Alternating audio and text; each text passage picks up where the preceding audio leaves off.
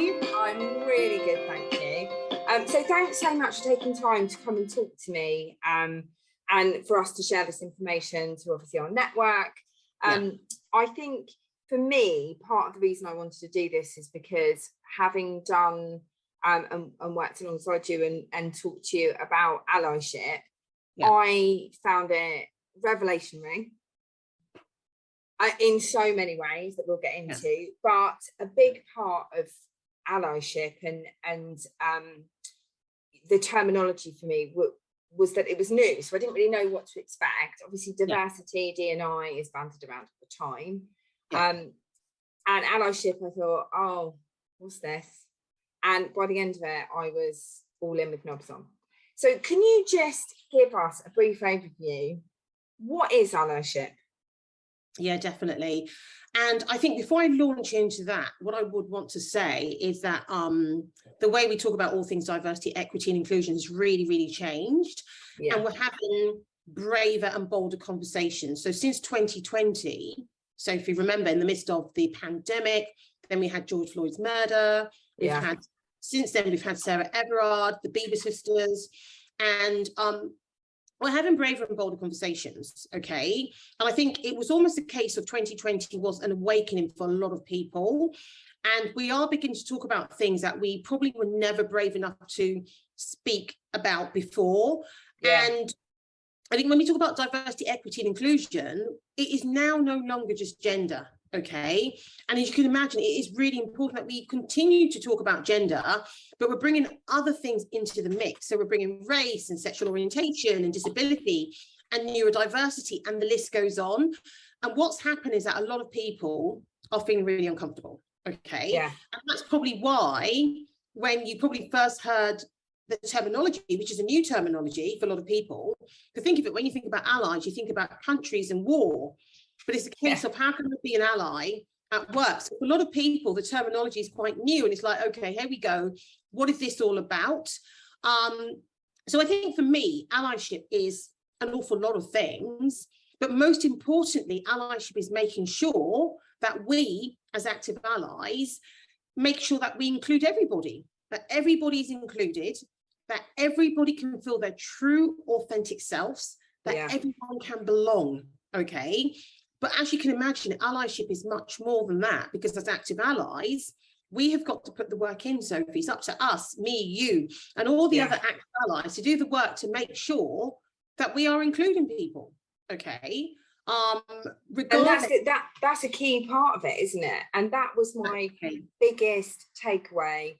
I think there were three major things I took away from it, and I've been giving it a lot of thought and gone away and obviously done the work that we talked about to some level. I'm still on the journey, but I think part of diversity and inclusion and obviously allyship that is tricky is, number one, when there's a sense that people are doing it for the sake of numbers and you know, visual effects.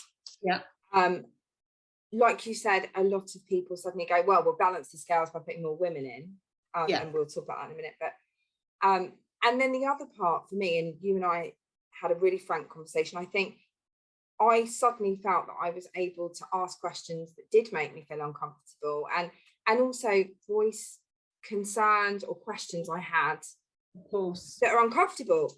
Questions about white privilege, questions about, you know, what that means. Is it offensive? Does this mean that my, you know, white male son is going to have problems because, you know, he's now the antithesis of what, that's a hard word, of what people are proactively looking for, you know, and being able to have those conversations is revelatory, is cathartic, because you're able to go, I'm worried about saying this. Of course. Can I say that? What should I say?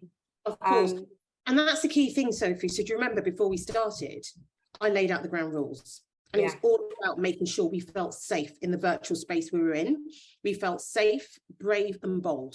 Okay. And I think that's the key thing. We need to be able to have these conversations, to be brave enough to have these conversations. Sophie, we've never had these conversations before. Okay. So for example, when we spoke about white privilege, it's a term that we hear a lot of, okay? And the media has taken it to a different level. Let's discuss it. What does it mean? How does it make me feel? Do you see what I mean? And I think for me, as an educator, who I've dedicated my life to work in this space, it's up to me to make sure that I educate people and I make people feel safe enough to answer these questions. And I think for me, when I was speaking to you, my biggest takeaway as well was the fact that you felt safe enough to ask these questions. Okay. Yeah, definitely. We discuss them. And that's all part of allyship. So remember, allyship is a journey, and you just spoke about your journey. It's a lifelong journey that never ends. So it's not even a case of, you know, we've had a few conversations, you've done the workshop, you're reading a few books, and then you're a fully fledged ally. Yeah. You're constantly working, you're constantly learning, okay? Unlearning, relearning. Sophie, hearing about things that make you feel really, really uncomfortable, but getting through it, okay? Yeah. And that's all about allyship. And allyship is being authentic, okay? So as you just said, none of this performative stuff, none of doing it just for doing its sake and because everybody else is doing it. But the key thing about allyship is that you've got to equip yourself with the tools and to make change.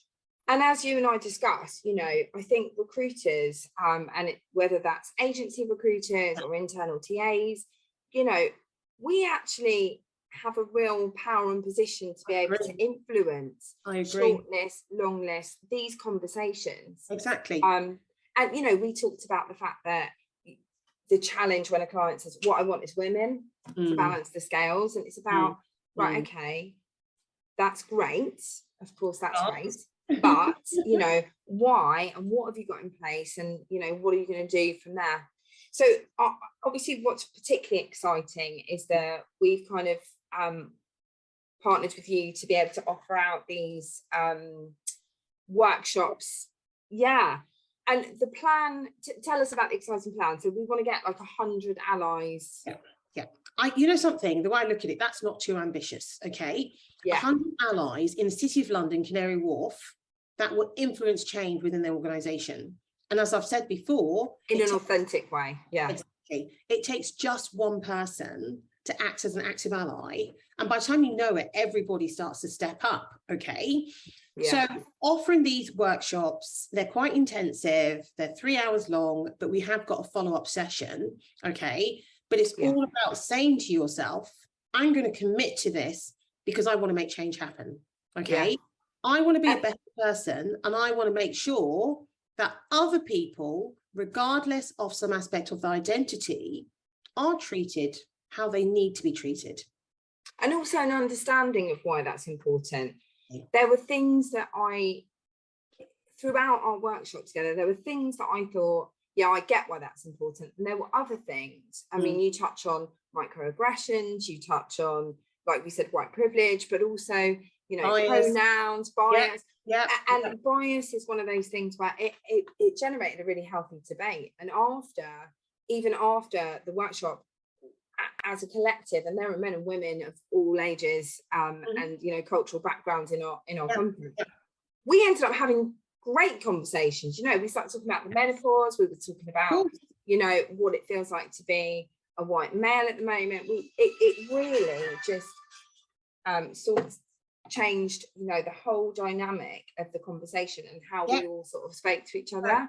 Exactly. But remember, Sophie, it's all about making sure that everybody's included, okay? Exactly. We don't want to leave anyone out.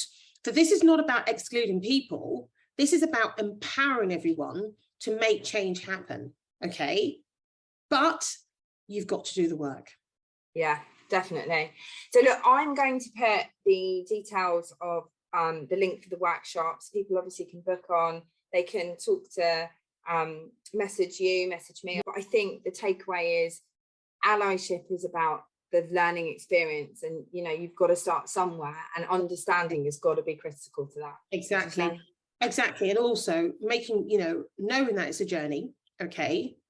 And also you will make a mistake. It's okay. You dust yourself off, you pick yourself off and carry on. We're humans, we're bound to make mistakes. I make mistakes, okay? So it's all about making sure that you're committed to this, okay? And you really want change to happen, and doing the hard work as well. And also then having the sounding boards to be able to go, Chikere, is this okay? You know, what should I do about this? Or just an ideas board. It's brilliant. Well, thank you so much for speaking to me this morning. I can't wait to share it. Like I said, if anyone's got any questions, message me, message Chikere. Exciting times. Thank you so much for today. Thank you, Sophie. Bye. Take care. Bye. Bye.